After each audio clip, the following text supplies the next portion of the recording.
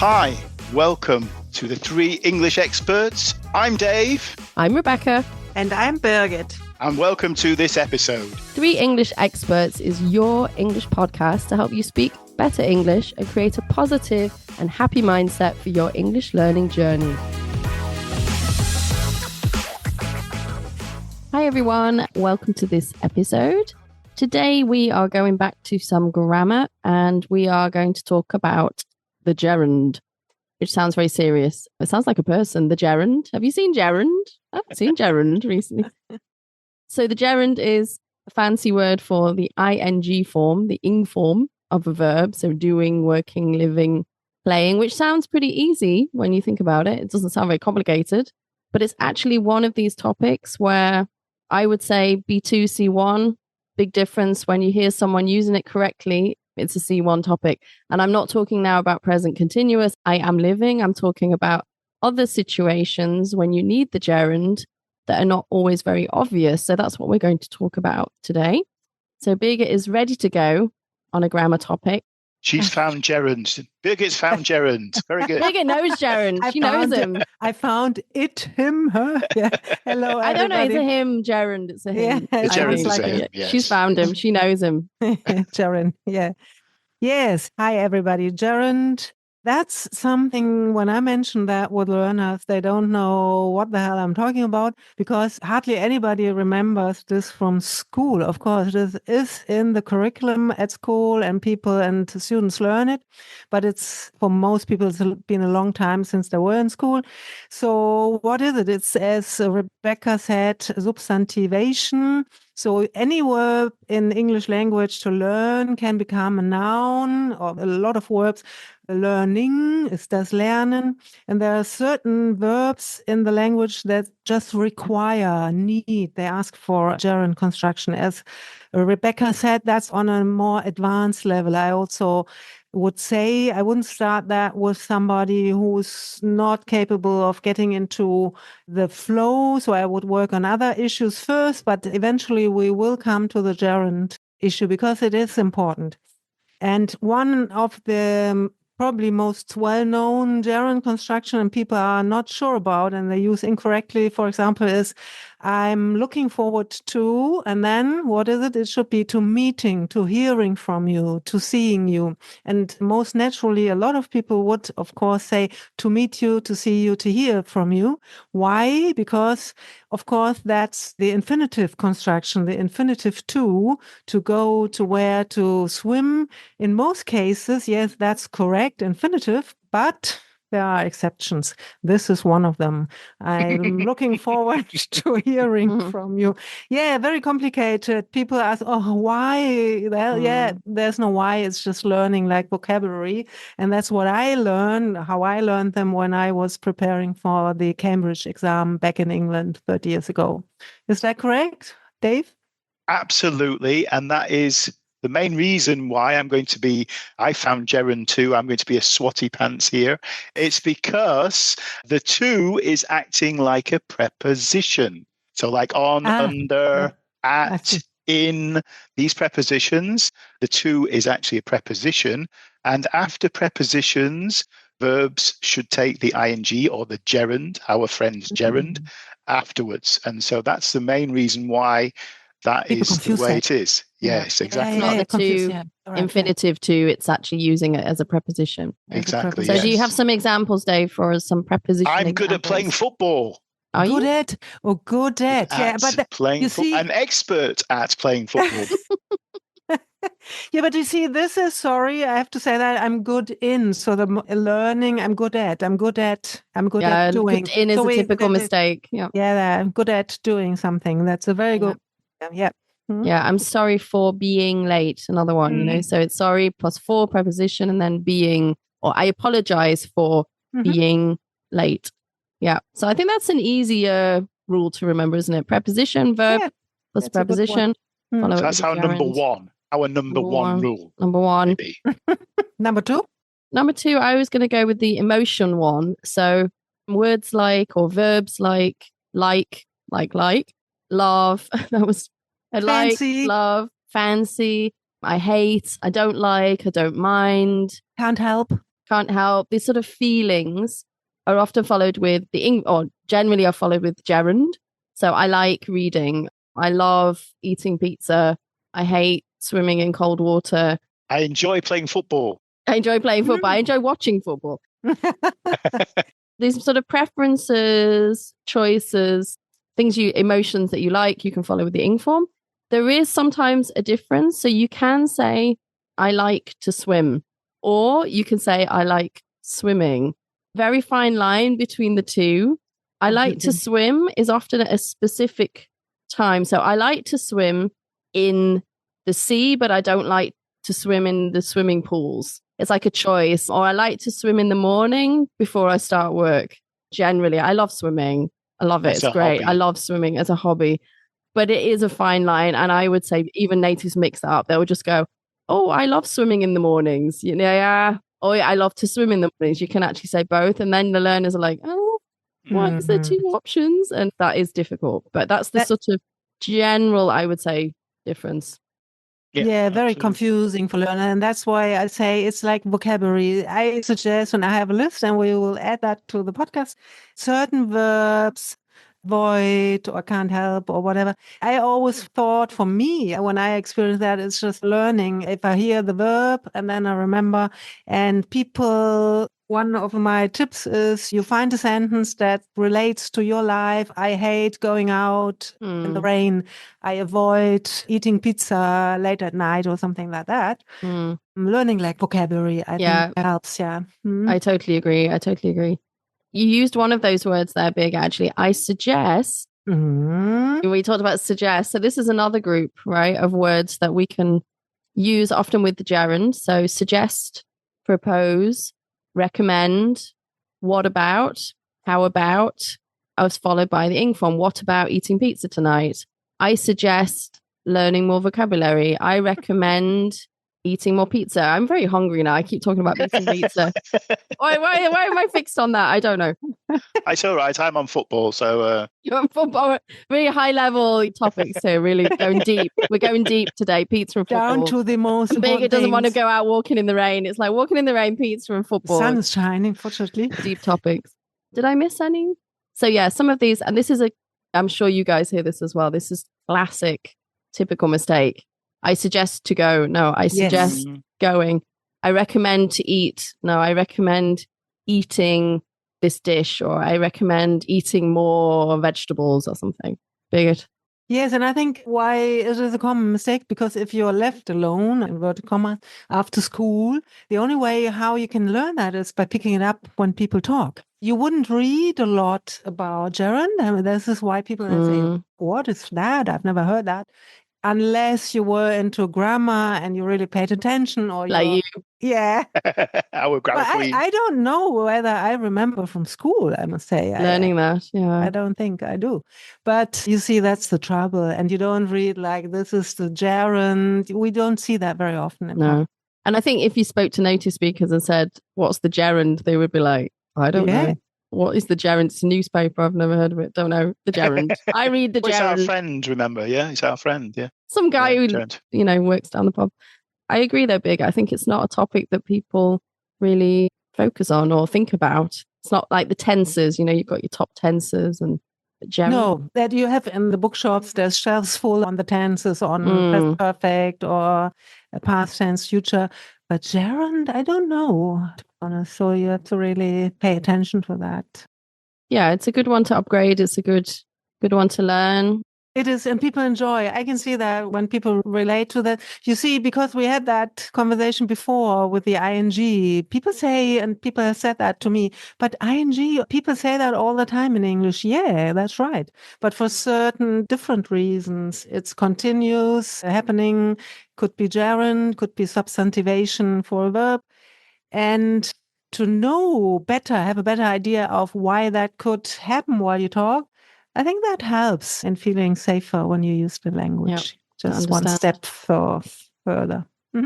I think, Birgit, you touched on another topic when to use the gerund, and that is, maybe sounds very complicated here, but if the verb of the sentence is actually the subject of the sentence. If you say earning money is very important in life, the earning is the verb with the ing, so the gerund. Earning money is very important in life, or I don't know. Living healthily is very important or something. Yeah. Connected to the pizza, absolutely. Yes, exactly. Pizza, football, and walking in the rain. Again? Can't believe you're obsessed. So that's point number 2. And then our number 3, right, was, which Rebecca already started with these verbs always come. Sorry, the gerund always comes after these verbs. You did the emotion one, you did the suggestions. I've got one about politeness. So, for example, with the mind, so after you know the word mind, after that comes the ing. So, would you mind helping me out on this one? Okay. What's the little problem, though? Quick question. What's the problem when you have the mind one? How can people answer it? Oh, yes. Ooh, that's always a tricky one. So your question was what? Would you mind? Ask your question, Dave. Would you mind helping me out, darling? No, I don't mind helping you out. So I'm answering with a negative, but it's actually mach ich gern. Positive, yes. It's positive. Yeah, okay. Which is very confusing. Would you mind opening the window? No. I have to see learners go, yes. No, they don't know how to answer. They're just confused. Yeah. So it's right. No, I don't mind. Ich habe nichts dagegen. Hast What du do was I say dagegen? there? Yeah. Ich habe nichts dagegen. Confusing It is a very confusing one, the mind. Yeah. Do you mind opening the window? Or the not, would you mind not smoking here? So, how do you even answer that? Tricky one. And also the word appreciate. After the word appreciate, we often have the gerund as well. So I appreciate you coming to our session today. You can use that form as well. So the ing, I appreciate you helping me. I appreciate you doing this. That's another one for politeness situation. Anyway, appreciate is a very good word. Some learners have never used that. Appreciate, wertschätzen. I really enjoy sort of, ich weiß es zu schätzen, appreciate. And the other one I mentioned earlier, a lot of people have never heard that, fancy. Of course, we know there's like something can be fancy dress, Verkleidung, but do you fancy, what do you fancy doing? Worauf hast du Lust? That's also a good one in this context. Yeah, fancy. Yeah. I also find the ones with simple phrases like how about and what about. In a meeting, you're trying to give your suggestion. Well, how about changing the coffee machine? Or what about doing this on Fridays or whatever? It's a really simple way of giving a proposal. And it's indirect. It's without saying, I think we should get a new coffee machine. There's no I. It's just, what about investing in a new coffee machine? It's like giving an idea, but indirectly without using I and my opinion. It's sort of, and it's just an ing form. And a lot of people say, what about to do? So it's what about doing? Or even they try to translate, how is it with? You see, I very often realize that how about and what about is not so commonly known, even with more experienced people. They still translate, how is it with? Oh, no, better. Or the what's, they always say what's about. So wie wäre es mit, Yeah, exactly. It's not what's, it's what about. What about, yeah. How about, what about? Yeah, we should add that to the list or somehow make it stick. That's very good. So we have a list, Dave. Do we have a list? We will have a list, yes. Very good. I'm just delegating that to you. We're having a list. We're having a list. We will have a list after I've watched the football. Okay. There is another one. Speaking of meetings, that's maybe a more formal English. You often hear this in news, I think, when people say it's worth mentioning or it's worth highlighting. Maybe if you're in a meeting and you want to talk about some reports, you could say it's worth highlighting this. It's worth mentioning that or something like that. That's also quite a good. Yeah, worth is a good one. Is it worth watching football? Yeah. Oh, definitely. Especially when Liverpool. Is it worth watching Liverpool? Yes. Is it worth listening to our podcast? Oh, definitely. Football 100%. 100%. Football pizza and no doubt in that. Yeah, but you see, when I remember learning all these, because I was like, oh my God, there's another one I didn't know. There's another one. I remember learning. Very good. I remember learning. Yeah, you see, that's another one. Yeah. Yeah, now it's become a natural thing to use them. But obviously 30 years ago, it wasn't. And then I was like, blimey, another one. And there's one, not one I don't. It's a long list. It can be long list. And my tip is for learners who really want to add some, do it in small steps. Add 5 you really enjoy. I mean, I'm really I'm looking forward to seeing you or meeting you. Take it in packages of 5 this week, 5 next week, or whatever. And like you said, yeah.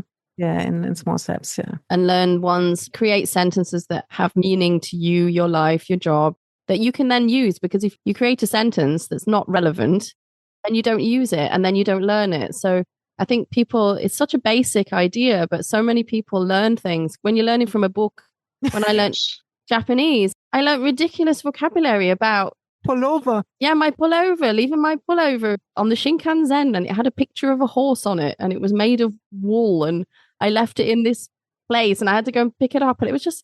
You mean you don't have a T-shirt with a horse on it? It was Dave. It was a knitted jumper. It wasn't even. Jumper. I'm sorry. Wasn't even a T-shirt. Dear. And I left it on the Shinkansen, and I had to call this office. That was my role play. Japanese. That was my role play, and I just thought I've just lost 20 minutes of my life discussing this. Not relevant. And that's when you decided to teach only things that's relevant. Yeah, absolutely. Something similar with me. Yeah, that's the reason why I don't enjoy that when people taught me things and I thought I was losing time.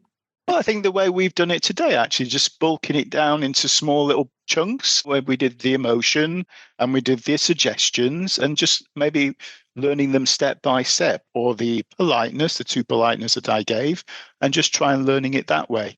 There is one more. Can't help, can't stand. Oh, yes. Which comes maybe back to the emotions a little bit, but I can't stand watching Manchester United play football. Anyway. Steady. They're in the final, Europa League. Come on. No, they're getting personal. No chance. Yes, but it is, like you say, it goes on the list of, I would agree, grouping, learn some of the emotion ones. The preposition rule is a good one, is an easy one. That helps. This suggesting, recommending group, the polite group. But like Birgit said, you can be learning for a very long time and they will just pop up all over the place. All the time. So, yeah. All the time. Yeah, noting them down. The Golden Nugget.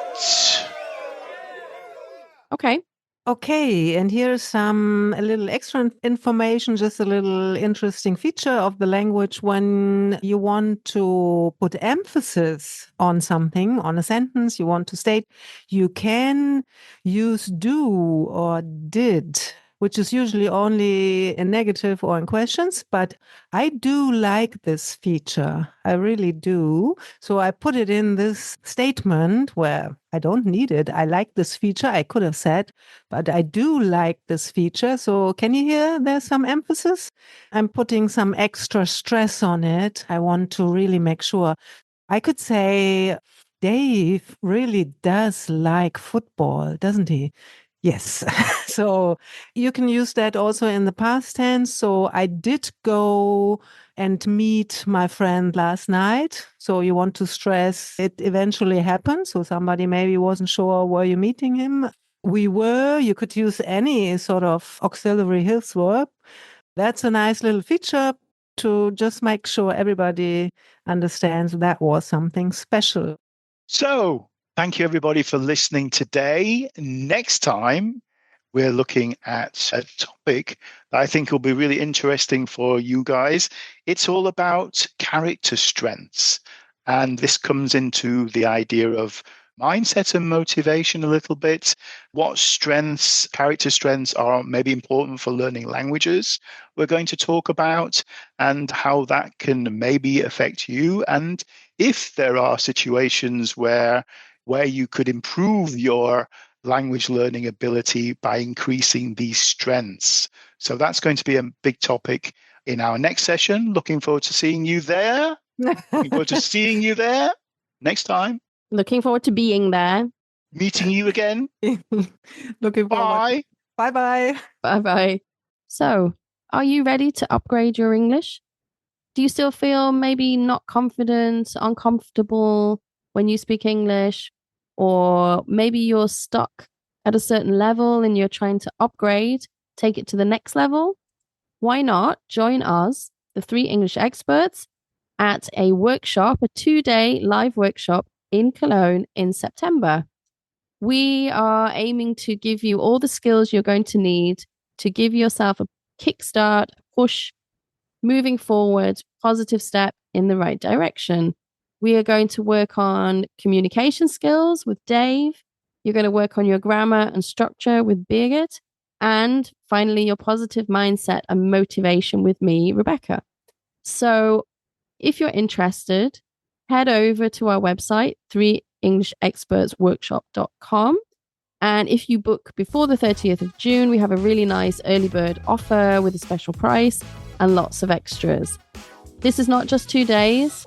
After the 2 days, we are also offering some follow-up sessions, 6 1-hour free conversation lessons, a follow-up with one of the experts, and we will also give you a roadmap so that once you step out of those 2 days, you know exactly where you need to go and what you need to do next.